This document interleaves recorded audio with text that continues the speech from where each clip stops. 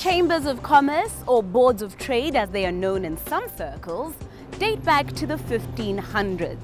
Members of the business community have long appreciated the influence they gain when they band together to lobby the powers that be on matters and policies that directly affect their bottom line.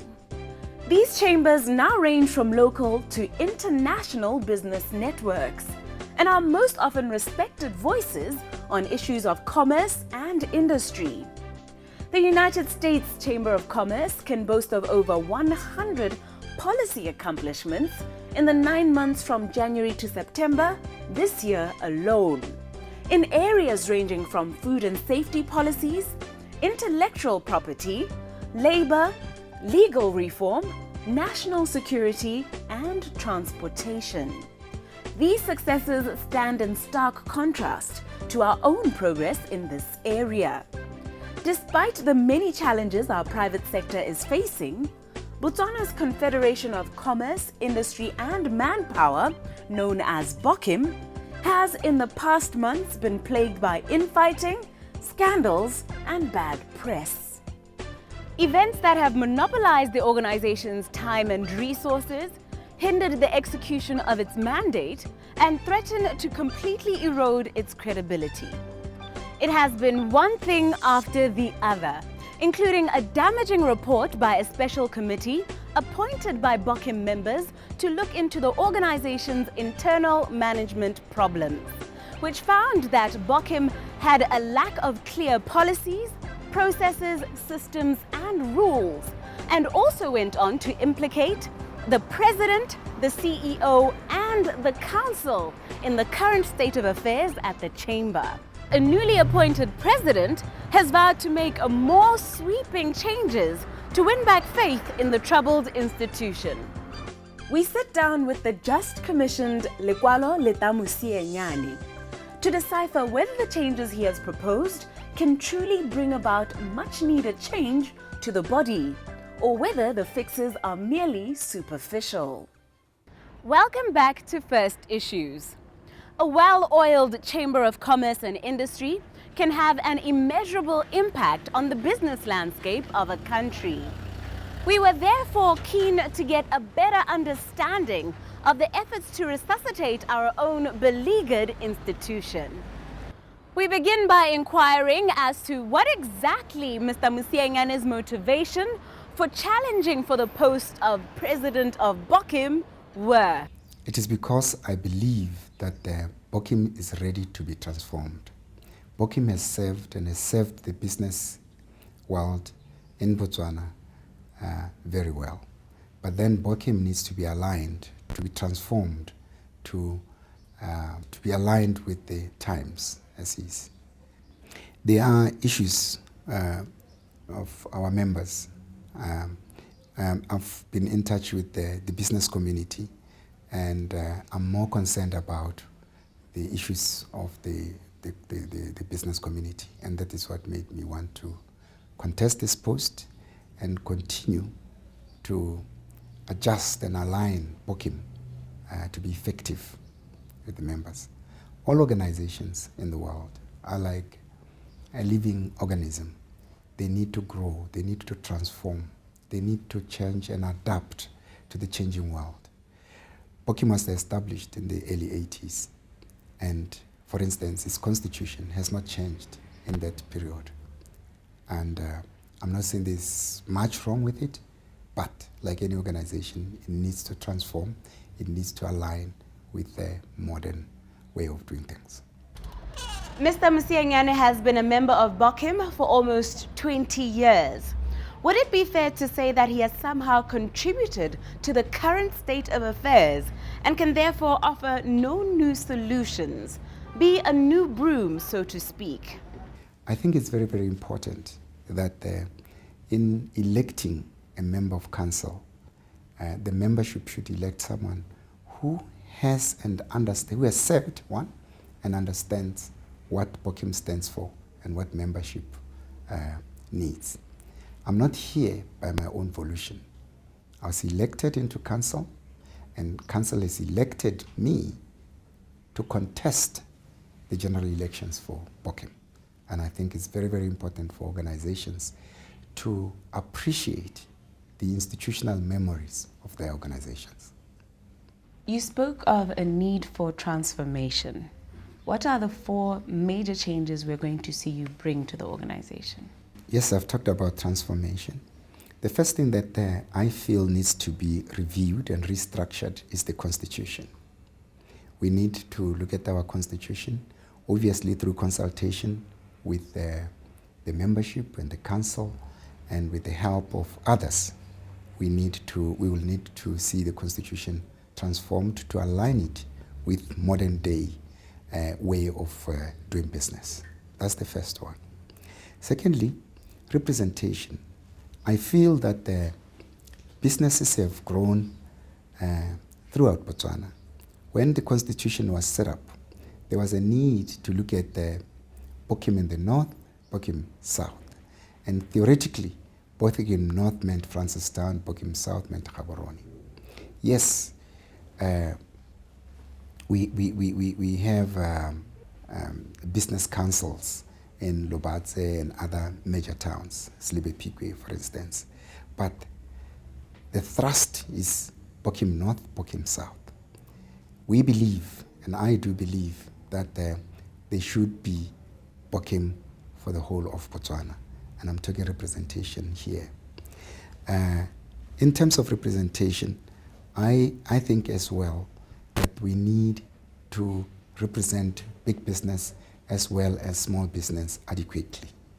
This is not to say BOCCIM has not been doing a good job. I'm saying BOCCIM must realign and make sure that the representation is geographic as well as sectoral. The third one would be governance.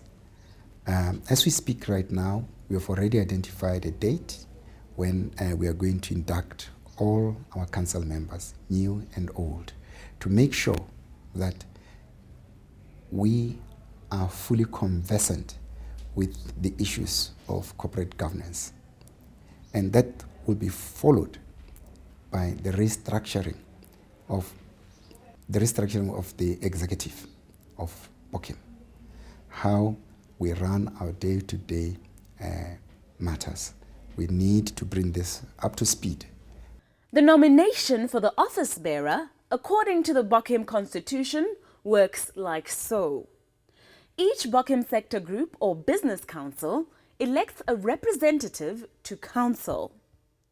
And then the general membership of BOCCIM elects a president from among the members of the council to serve for a term of 2 years.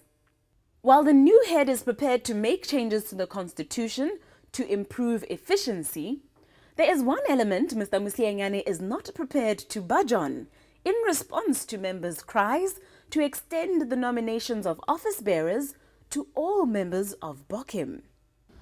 One of the structural characteristics of the organization is that only the council can elect someone for this leadership position. Any plans to make the process more democratic? Let me maybe explain to you how one gets elected. I think the operative word here is elected to council, and eventually elected to stand for further election by the general membership. If we are talking about democracy, first and foremost, a member of council is elected by his sector, by people who are his peers, who understand and know that sector so well to know who excels within that sector.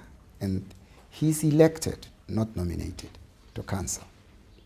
Council is mandated by the Constitution to then look within itself to elect a member of council who's willing and has ability to discharge the services of president.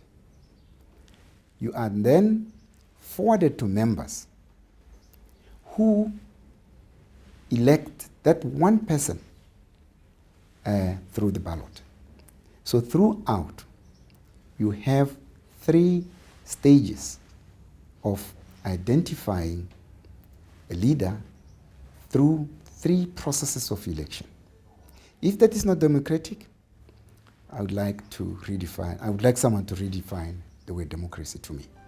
Next on the show, we find out the truth behind concerns over our national water quality from the CEO of the Water Utilities Corporation, Mr. Godfrey Mudanga. In last week's episode, he explained strategies to mitigate the water shortage, including the rationing of water. And many of us are now coming out of a weekend in which we experienced the inconvenience and frustration associated with going without water in our homes and businesses for an extended period of time. The water shortage, however, is just but one of the problems facing the Water Utilities Corporation. Not only are consumers worried about the amount of water available to them, but at the back of their minds are questions that have been raised by the media about the quality of our water. Earlier this year, a supposed internal American embassy memo warning its employees and citizens about contamination of our local water supply made it onto social media networks. The matter not only had members of the public anxiously boiling water and buying bottled water, but made it all the way to Parliament on the 25th of February. Public alarm was most probably fueled by the knowledge that several millions of children die from preventable water and sanitation-related illnesses every year on our continent.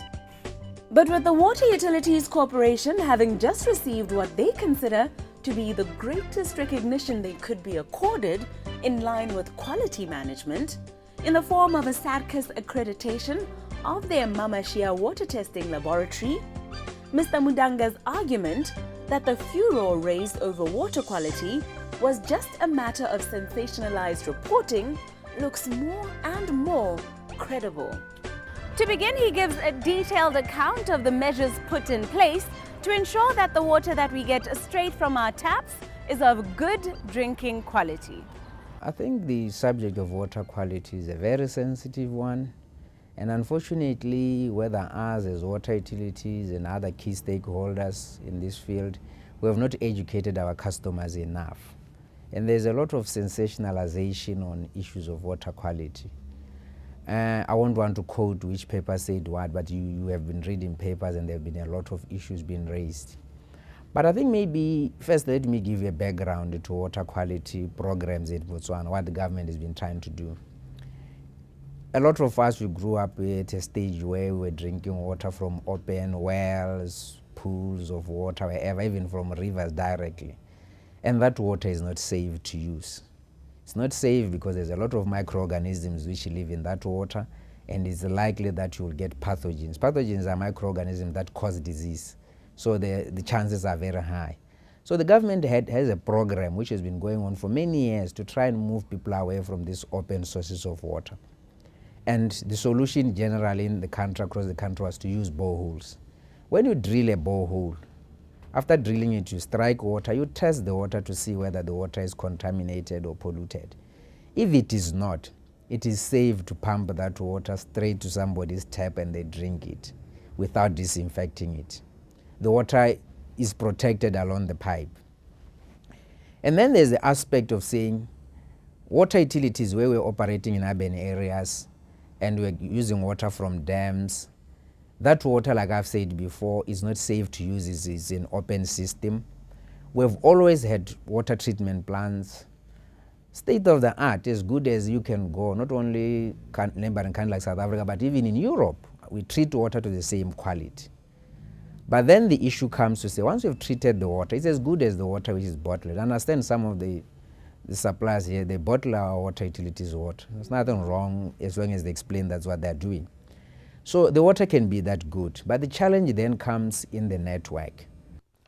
A water distribution network is sensitive to contamination through pipe bursts, users cross-connecting pipes, and a myriad of other complications that Mr. Mudanga says are part and parcel of the service they provide, regardless of a country's economic status. I think the challenge in most cases, whether you are using boreholes or whether you are using treatment plants for water from dams, is always the network. The network is supposed to be a closed system, but there's quite a lot of things which can happen in a network. So what we do after water has left either the borehole or the treatment plant, we dose what we call chlorine, which is a disinfectant. In other words, we are disinfecting the water to kill whatever could be in the water, and also to then have what is called a residual, which will last in the pipeline to protect the water. But the challenge is then comes to say you have to manage that residual chlorine such that there is always a trace of it in the water. I will say a trace of it, but it's measured in milligrams per liter, so it will be 0.2 milligrams per liter up to 1. 1 will be the maximum. So there are a lot of things which can happen in a network. When you fix a pipe which is burst, the chances are you are introducing some soil into the water. If you don't disinfect properly there, you are allowing a chance for bacteria or whatever microorganisms to go into the water. So you have to make sure that you flush the system after that. When we encourage people to install JoJos in their houses and get wastewater, there are chances that sometimes they do cross connections by error. Actually, there's an incident which happened, which I can publicly say it. At the parliamentary flats, there was a cross connection. It then affected the system, obviously. In other cities all over the world, I don't want to mention those, it happened in a large scale where there was cross connection, it affected. People have been saying they want to drill boreholes in their premises. We resisted, but eventually, some five years or so, we allowed the institution to drill boreholes. Most of the water in the city will be contaminated because there's residences on top of it. So chances are, if you cross-connect your borehole to the network, you will contaminate the network. So what we do, we have a testing surveillance where we frequently, say weekly, we take samples around the distribution network, test to see whether there are any traces of indicator bacteria. If there are such traces, you go in there quickly and increase your chlorine levels. But what has been happening in our network in Gaborone, we had a challenge that we were using chlorine gas. Chlorine gas doesn't last long enough. So we are currently working on introducing a new system called chlorine dioxide. This one can last up to 100 kilometers. So if you dose it here, you don't have to boost the chlorine. Currently we boost it at the station, we call it Tower 1, at Broadest Tanks, at Pakalan. But if we were to dose chlorine dioxide, then we don't need to boost it in the whole network. So all over the world you go, in the developed countries, they have challenges of managing networks. At the height of the water contamination scare in Gaborone, consumers were advising each other to either buy or boil their drinking water. Our guest describes the situations that would actually call for such measures and gives assurances that the public would be notified were there a real need to do so. To me, it's not a public outcry to say people should use bottled water. It's not worth it. Bottled water costs about 7 pula a liter. Our 1,000 liters cost you 2 pula 60. Actually 2 pula only. So instead of paying that much for a liter of bottled water, we don't think it's worth it. Others have said boil your water. We don't think it's necessary. Boiling water costs energy. It's not necessary. Water is safe enough to drink as it is. There are instances where it may be necessary to advise people to boil water. This comes where we had certain microorganisms which resist chlorine. There are microorganisms like Cryptosporidia or Giardia. They tend to form shells or spores where they hide such that chlorine can't penetrate. The technology to treat for those will be ozonation or UV, ultraviolet. We don't have that in our plants because we don't have such levels of pollution like in other countries where the level of pollution in rivers is so high. So we don't see the need to do that. So because we can't treat for those, if there is a sample which says there is that outbreak of that in our water, we will encourage our customers to boil the water in liaison with the Ministry of Health. If there is a breakdown in our equipment in the treatment plant, for any reason, we will encourage people to boil water. But what is important is that instead of people just sensationalizing the quality of our water, they must look at records. according to my own little knowledge, there's never been an incident of a waterborne disease in areas operated by water utilities since I've been here for 24 years or so. But when there was an outbreak of diarrhea or cholera in neighboring countries, I won't mention them by name, there were a huge number of deaths, in hundreds. In Botswana, there was none associated with our water. So we are doing very well such that I will not accept this sensationalization where people are beginning to panic to tell people buy bottled water. You buy bottled water for convenience. It's nice to get cool bottle of water, put it in your cooler when you are traveling, but not because our water doesn't meet quality. But also there are instances where we need to manage the network closely. Like currently when the dams are going lower in levels, the water which we get from the dam obviously has a high level of pollutants, so we treat it. If we realize that that is causing a concern, we will obviously inform customers. We also have challenges when we do the rationing. When the lines are emptying and then you open again, they tend to flush some of the soil in the pipe. So customers may sometimes notice that the water maybe has a funny color. We are monitoring those. If it's a cause for alarm, we will inform our customers. So Namitsu, in simple terms, our water does meet quality. Botswana Bureau of Standards has a monitoring schedule they do to monitor our water. We monitor our water in the plants every 4 hours, in the distribution network every other day or every week depending on the area, and we believe we meet quality generally. It is now time for the Botswana Stock Exchange review of the stock market's performance this past week. Good evening. Let's take a look at last week's capital market statistics. The DCI, Domestic Companies Index, is up by 0.37% compared to the previous week, whilst the Foreign Companies Index, FCI, is up by a marginal 0.01%. This shows that there wasn't much movement of counters on the foreign board last week. Total turnover for the week was 96.3 million pula, a daily average of 24.1 million pula, and total number of shares traded was 24.6 million. If we look at year-to-date statistics from January to this point, the DCI is up 14.8%, much better than it was last year, where it was only 6.44% up, and the FCI is declining 1.32%, whereas last year at this point it was declining faster at a rate of 2.37%. Tonight we presented the cases of two men tenaciously steering their institutions through a period of public discontent and negative media storms. Their optimism is inspiring, but we will have to continuously monitor their situation to see how their action plans really pan out. The proof of the pudding, as they say, is in the eating. From me, Namitso Sibina, the team behind First Issues, and our sponsors First National Bank, we wish you a good night and pleasant viewing.